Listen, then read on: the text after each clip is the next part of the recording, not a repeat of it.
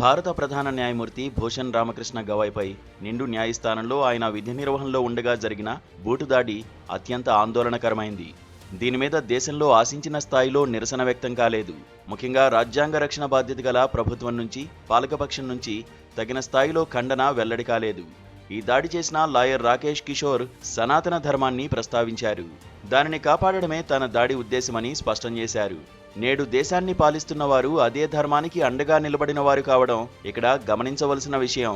తాను కూడా దళితుడినేనని 71 సంవత్సరాల రాకేష్ కిషోర్ ప్రకటించారు. దళిత కోణానికి ఎక్కువ ప్రాధాన్యం లభించకుండా చూడ్డానికి ఈ దాడి చేయించిన వారు అందుకు దళితుడినే ఉపయోగించారని భావించవచ్చు. ఈ వివాదం నేపథ్యంలోకి వెళ్తే ఖజురహోలో ముఖం తొలగించిన దేవతామూర్తి విగ్రహం తాను ఇష్టంగా ఆరాధించే విష్ణు విగ్రహమని, దానిని పూర్వస్థితికి తీసుకువచ్చేలా కేంద్ర ప్రభుత్వాన్ని ఆదేశించాలని కోరుతూ రాకేష్ దలాల్ అనే వ్యక్తి సుప్రీంకోర్టులో దావా వేశారు. ఈ విగ్రహం మధ్యప్రదేశ్లోని ఖజురహో సముదాయంలోని జవారి ఆలయంలో ఉన్నది. ఖజురహో ఐక్యరాజ్య సమితి విద్యా, వైజ్ఞానిక, సాంస్కృతిక సంస్థ యునెస్కో పరిధిలోనిది. మొఘలాయుల కాలంలో దెబ్బతిన్నదని చెబుతున్న ఈ విగ్రహం శతాబ్దాలుగా భారత పురా సర్వే సంస్థ నిరాదరణకు గురవుతోందని పిటిషనర్ అభిప్రాయపడ్డారు. తమ ఇష్టదైవం పరిపూర్ణ విగ్రహాన్ని ఆరాధించడానికి భక్తులకు గల ప్రాథమిక హక్కును ఇది ఉల్లంఘిస్తోందని అన్నారు. దేశ పౌరులకు ఆరాధనా స్వేచ్ఛను హామీ ఇస్తున్న రాజ్యాంగం 25వ అధికరణ కింద జనహిత వ్యాజ్యాన్ని పిటిషనర్ దాఖలు చేశారు.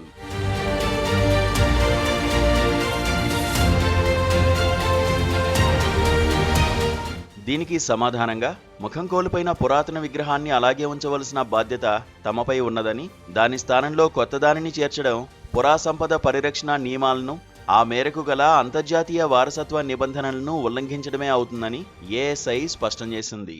జస్టిస్ గవాయ్ సారథ్యంలోని ధర్మాసనం ఇదే విషయాన్ని విశదీకరించి పిటిషన్ను కొట్టివేసింది.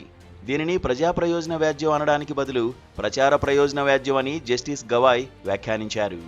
మీరు గాఢమైన విష్ణు భక్తున్నని చెప్పుకుంటున్నారు కాబట్టి విగ్రహ పునరుద్ధరణకు ఆయన్నే ప్రార్థించండి అని విచారణ సమయంలో పిటిషనర్ను ఉద్దేశించి జస్టిస్ గవాయ్ అన్నారని తెలిసింది. సనాతన ధర్మాన్ని అవహేళన చేయడాన్ని సహించబోము అని లాయర్ రాకేష్ కిషోర్ బూటు విసురుతూ అరిచారు. తనపై దాడి సమయంలో గవాయ్ మెచ్చుకోదగిన ప్రశాంతతను, పరిణతిని ప్రదర్శించారు. ఆయన తలుచుకుంటే రాకేష్ కిషోర్ అరెస్టుకు ఆదేశించి ఉండవచ్చు, ఆగ్రహోదగ్రులు కావచ్చు, కానీ కోపం తెచ్చుకోలేదు. తన పని తాను చేసుకుంటూ పోయారు. పైపెచ్చు ఇటువంటి ఘటనను పట్టించుకోవద్దు, మేము పట్టించుకోవడం లేదు, ఇటువంటివి నన్ను ప్రభావితం చేయజాలవన్నారు. దాడి చేసిన వ్యక్తిపై ఎటువంటి చర్య తీసుకోవద్దని కోర్టును ఆదేశించారు. అప్పటికీ పిటిషనర్ ఆధ్యాత్మిక విశ్వాసాలను, దైవభక్తిని సిజేఐ అవహేళన చేశారని, భక్తుల మనోభావాలను గాయపరిచారని ఆరోపించేవారు ఉంటారు. అత్యున్నత న్యాయస్థానం దేశ సెక్యులర్ మనుగడకు అభయమిచ్చే రాజ్యాంగానికి రక్షణ కోట. దేశంలోని ప్రార్థనాలయాలు స్వాతంత్ర్యం వచ్చిన నాటికి ఏ స్థితిలో ఉన్నాయో వాటిని అలాగే కొనసాగనివ్వాలని చెప్పుకున్న గాఢ సంకల్పానికి విరుద్ధంగా సాగుతున్న మతోన్మత్తత సమాజాన్ని విభజించి ఎంత అల్లకల్లోలాన్ని సృష్టిస్తున్నదో సిజేఐకి తెలుసు. అటువంటి మరో విపత్తు తలెత్తరాదన్న జాగరూకతతోనే పిటిషనర్ను నిరుత్సాహపరిచే వ్యాఖ్యలను ఆయన చేశారని బోధపడుతున్నది. విగ్రహాలను చెక్కేసి వాటి రూపురేఖలను కప్పిపుచ్చి అన్యమత విగ్రహాలుగా మార్చడం గురించి చాలా చర్చ జరిగింది. బౌద్ధ విగ్రహాలను హిందూ దేవతల విగ్రహాలుగా మార్చారనే విమర్శ కొత్తది కాదు. ప్రస్తుత కేసులో విష్ణు విగ్రహంగా పిటిషనర్ పేర్కొంటున్న విగ్రహం కూడా బుద్ధ విగ్రహం అయి ఉంటే ఆశ్చర్యపోవలసిన పని లేదని కొందరు మేధావుల అభిప్రాయం.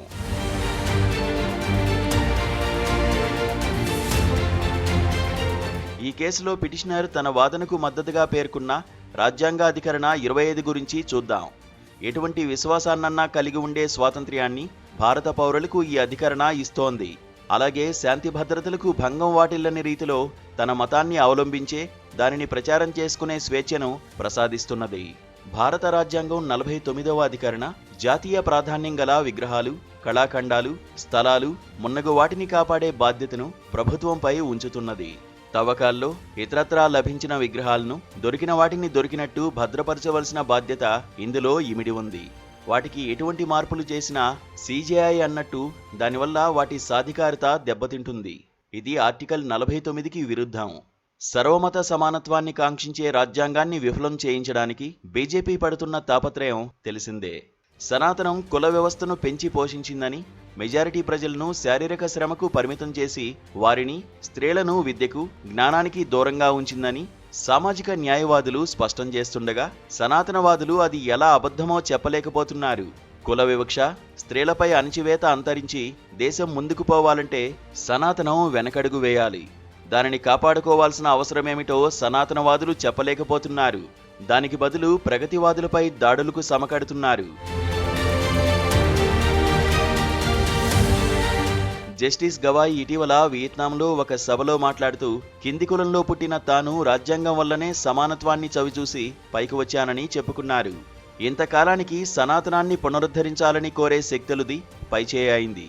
కింది కులాలకు అందిన ఈ సౌభాగ్యాన్ని వారికి దూరం చేసి దానిని నిర్మూలించాలని అవి చూస్తున్నాయి. సామాజిక దోపిడీని స్థిరపరిచిన సంప్రదాయాన్ని, సనాతనాన్ని కనుమరుగు చేయడానికి అవసరమైన సాంస్కృతిక విప్లవం మన దేశంలో చోటు చేసుకోకపోవడమే ఇందుకు ముఖ్య కారణం.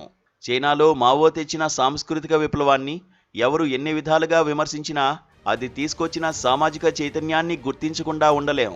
అది చైనా సమాజంలోని సంప్రదాయ సామాజిక శ్రేణులను, హెచ్చుతగ్గులను తొలగించింది. శతాబ్దాలుగా ఓడలు తన్నుకున్న ఫ్యూడల్ ఆధిపత్య వర్గాల కాడిని కిందికి దించి వారికి ప్రశ్నించడం నేర్పి గ్రామీణుల చేతి ఆయుధమైంది. అంతవరకు ఉన్నత వర్గాల గుప్పెట్లో గల విద్య, జ్ఞానం ప్రజాపరమయ్యేలా చేసింది. హేతువుకు, శాస్త్రీయ విద్యకు ప్రాణం పోసింది. మన దేశంలో కూడా అటువంటిది రెక్క విప్పుకోవాలి. సనాతనవాదుల ఉక్కు కౌగిట్లో రాజ్యాంగ నీతి విలువెల్లాడుతున్నది. దీని ఫలితమే CJIపై బూటుదాడి.